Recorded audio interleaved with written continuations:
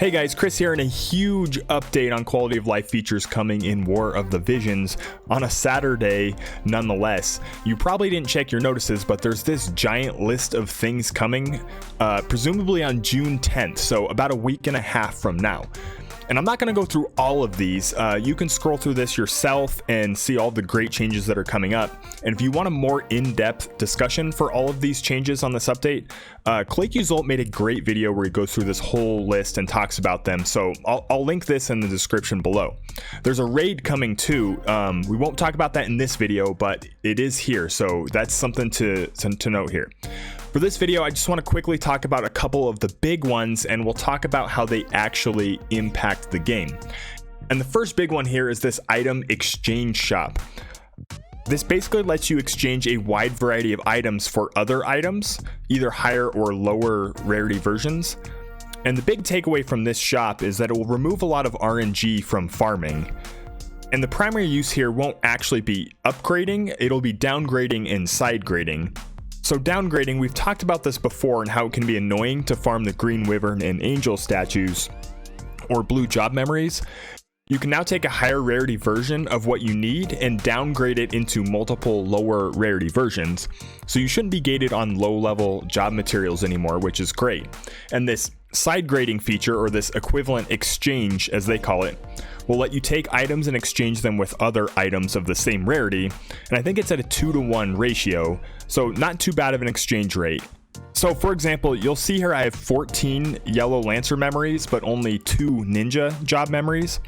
I could exchange these lancer memories for ninja memories. So this also works with elemental fragments and prisms too. So if you're building a team of one element and you're short on awakening materials, you can always make up for it there too.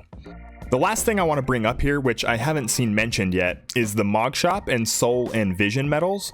These bronze medals are pretty worthless, like there's not much you can buy here that's useful, but with the exchange shop coming out, you can exchange all of these things upwards. So, and the overall exchange rate's going to be absurd, but at least there will be some use for these bronze medals, bronze soul medals and vision medals as you start to collect those.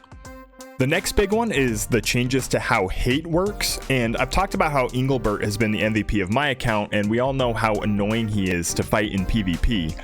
When this update hits, each time a unit is hit by an enemy, their hate stat will go down. So essentially your tank will now only draw so many attacks before enemies move on to squishier targets. This is going to have a huge impact in PvP. Engelbert will now be required to use Taunting Blade in order to keep the attention of enemy units, which means if for whatever reason you were subbing Knight or Monk on him, you'll have to switch back to Paladin in order to make him an effective tank.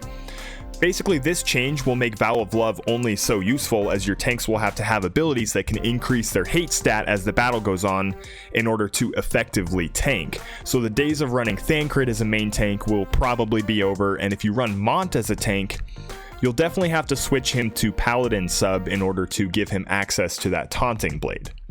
The last update is one that many of us have been waiting for, and that's the crafting update to inherit gear type when crafting. We've all been waiting for this, but I actually think that this update affects casual players a lot. Hardcore players that have farmed these gear events like it's a Slurpee machine on July 11th will gain a huge advantage when this update drops. And the reason for that is many of these players, myself included, have been waiting for this update to drop to make the +5 versions of gear. So when this drops, you can expect a lot more maxed out Sage hats, golden armors, and mithril armors and the like in PvP. So if you're more of a casual player, you'll likely have a harder time in PvP for a little while, at least until your gear can catch up.